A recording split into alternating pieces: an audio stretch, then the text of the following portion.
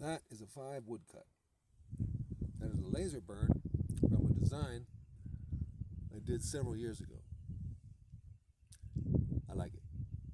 It's a 5. Everything in there is a 5. This was originally designed as a coloring book, but it would have been too hard to color. So I decided to abandon that, and I left them lying around for a long time. And now they're just sort of ornamental. Good morning. My name is Rod Craig. I will be your fractal mechanic for the day. We're going to begin with the construction of a triangle. Triangles, these guys right here. This triangle is made out of 12 magnets. 6 cubes, 3 balls, and 3 bars. And this is the algorithm.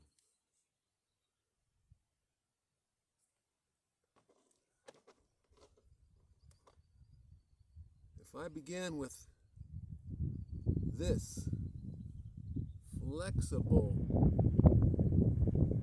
non-structural chain, this is a chain, a magnetic chain. When I put a couple of these together, when I put 12 of these chains together and make a magnetic circuit, it looks like this. So when I tell you that there are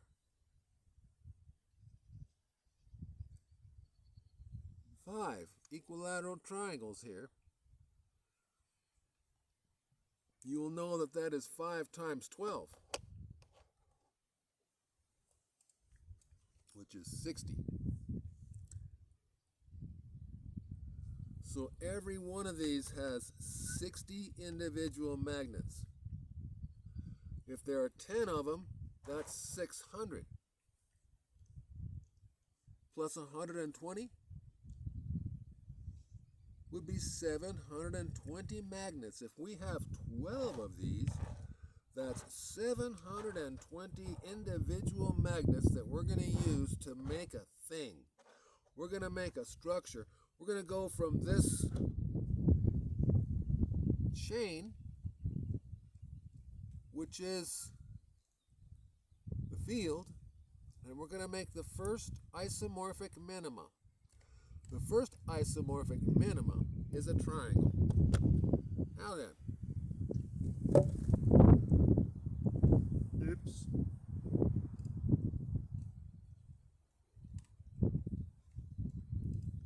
If we have 6 of these triangles,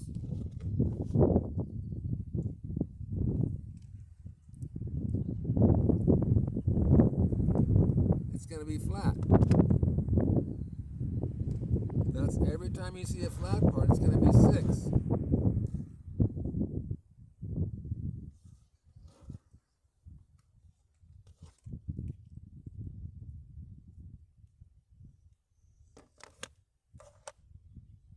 If we have 5 of these triangles, we get our pentagon. This is the 5 set. This is the set of 5.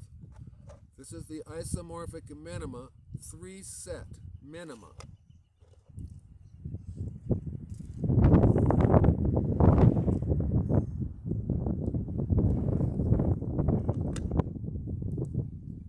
This is the 4 set minima, octahedra. 2 of these makes an octahedra.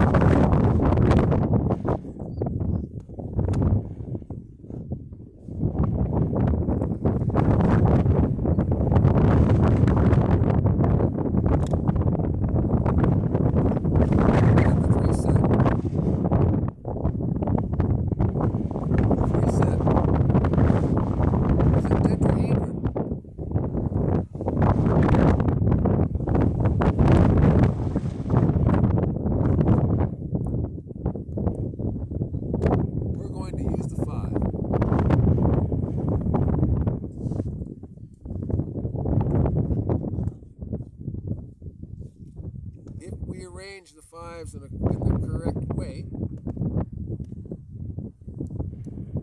with the correct polarity,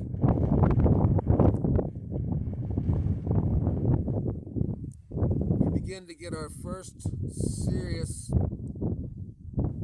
shape.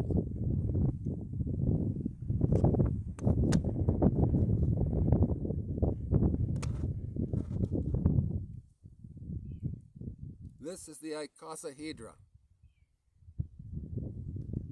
This has 1, 2, 3, 4, 5. 10 is 15. 5 more is exactly 20 sides. And every one of these is made out of the 3-set minima. This is what characterizes the internal volumes of the Platonic solids, and which we call the duals. The interior negative space duals are all made out of equilateral triangles. So then, this is our first serious shape. But what happens if we have 12 of these?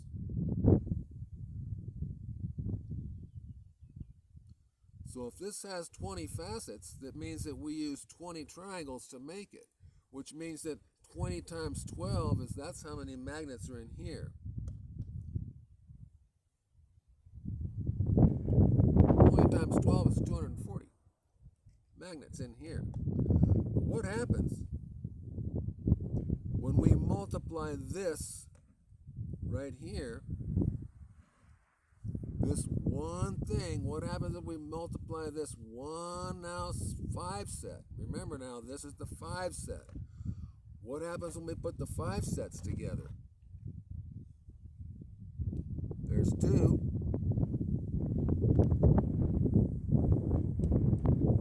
There's 3.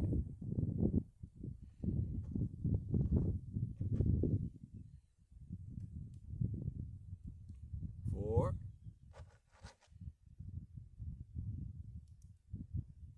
5.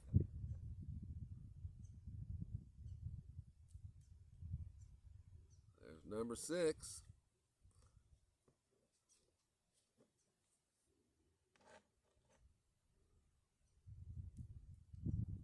7.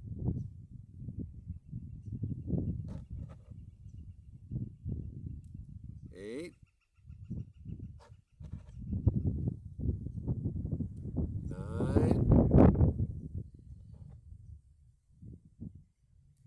10. Ay, caramba, she's coming together. 11. Holy moly. Look what is happening here. Oh no. 12.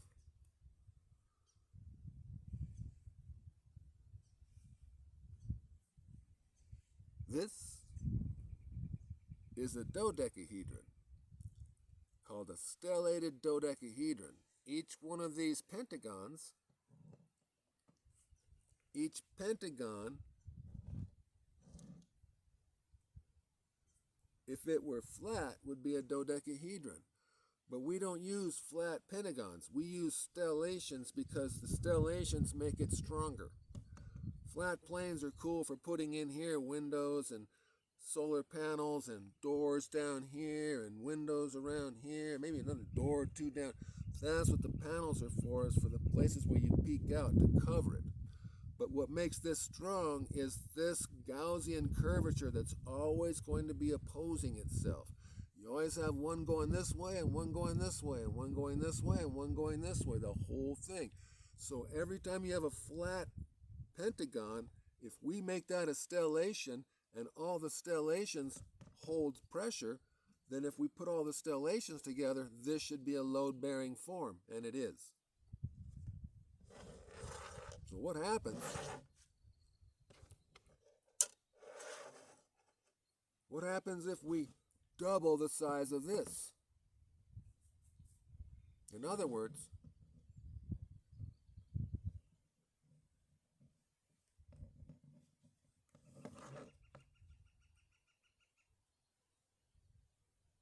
instead of using one triangle, what happens if we make them double?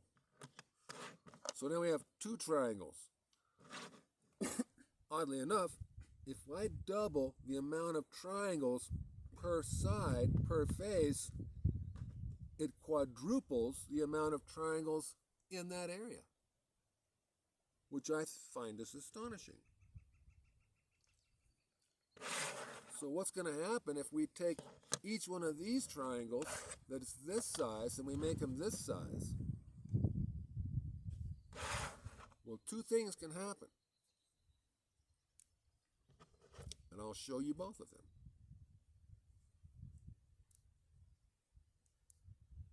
Now, polarity, once again, I put this together. What if the polarity isn't right? See, that isn't matching up. That will not match. Those cubes will not match. The polarity is not right. It will not match together. So I have to turn it inside out. As soon as I turn it inside out, you'll notice that the cubes match. Once the cubes match, they will all match. And this is the way nature builds things. So let's double the size of that.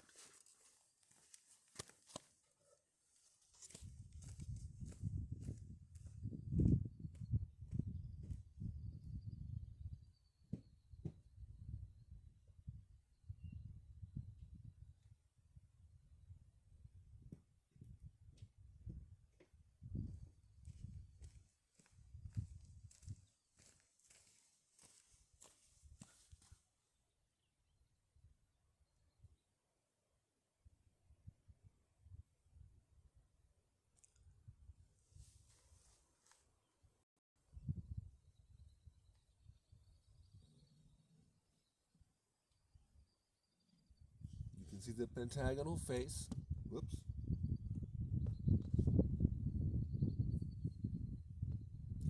It's sitting on one angle. You can see this pentagonal face right here. It's the same as this pentagonal face right here. It's the same thing, only this one is a bit bigger.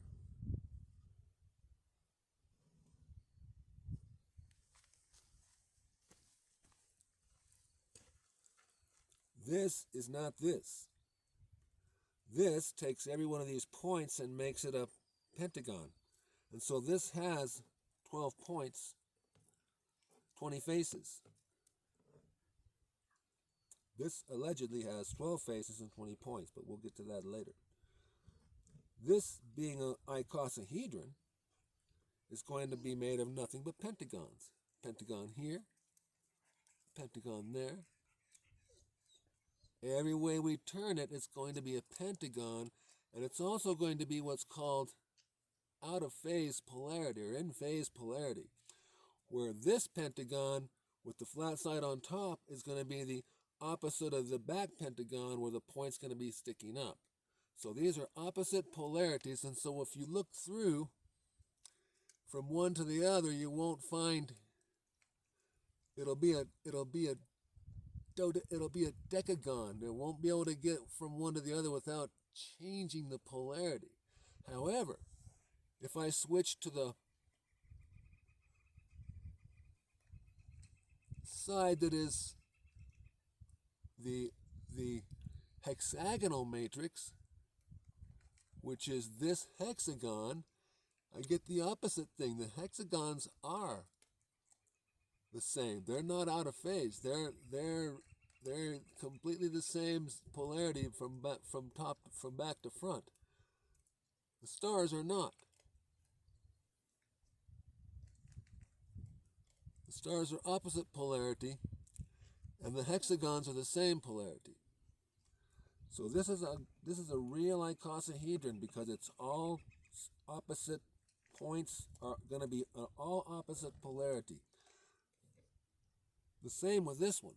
This is also opposite polarity. You can see when you look through there, you're going to go from here to here, and it's going to be the opposite thing.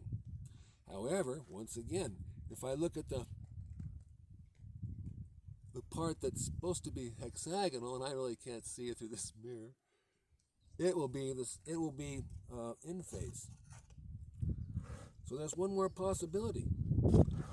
What if we make this top pentagon and the bottom pentagon line up point to point? Right now, for every point, it's going to a flat side, and every flat side is going to a point.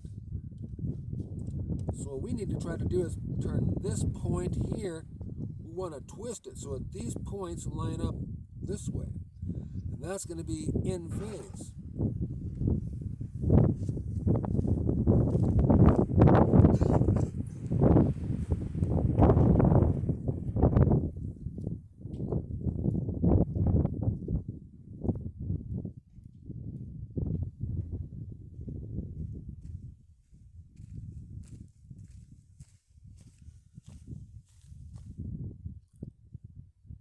This one is in phase, believe it or not. If I show you the top of this one, which is here, where are we? You notice that right here in this band is now, there's no triangle here. Remember, we had triangles coming here and then all the way to here and back. Now this band is a little different. Now the points of these triangles line up with the points of the ones coming this way. So this one is in phase, and this one's out of phase.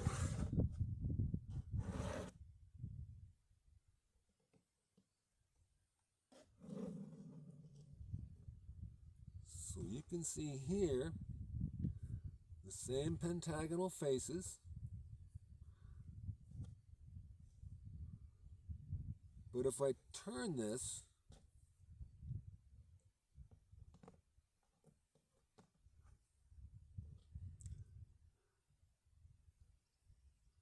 this is going to show triangles. These are not triangles. This is a band. This is almost a circle. And yet this, even though this is also almost a circle, these are obviously triangles. So there's nothing here but triangles. This one has exactly 20 faces.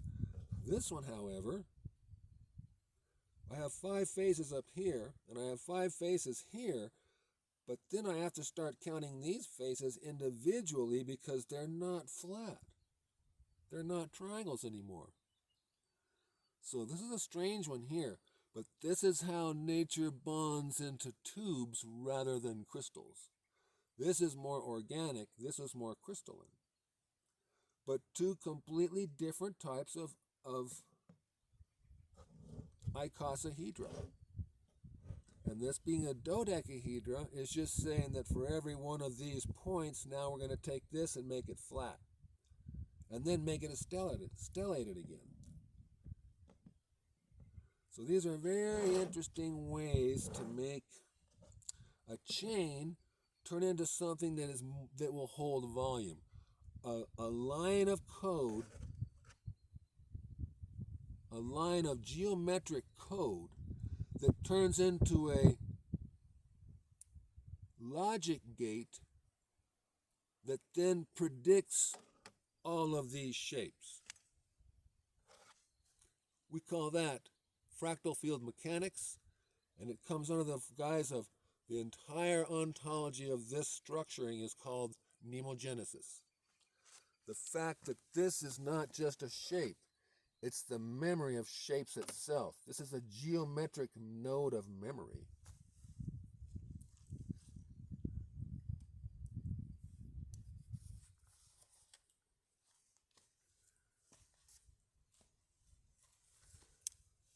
That concludes our fractal field mechanic lesson for the day, April 2nd, 2026.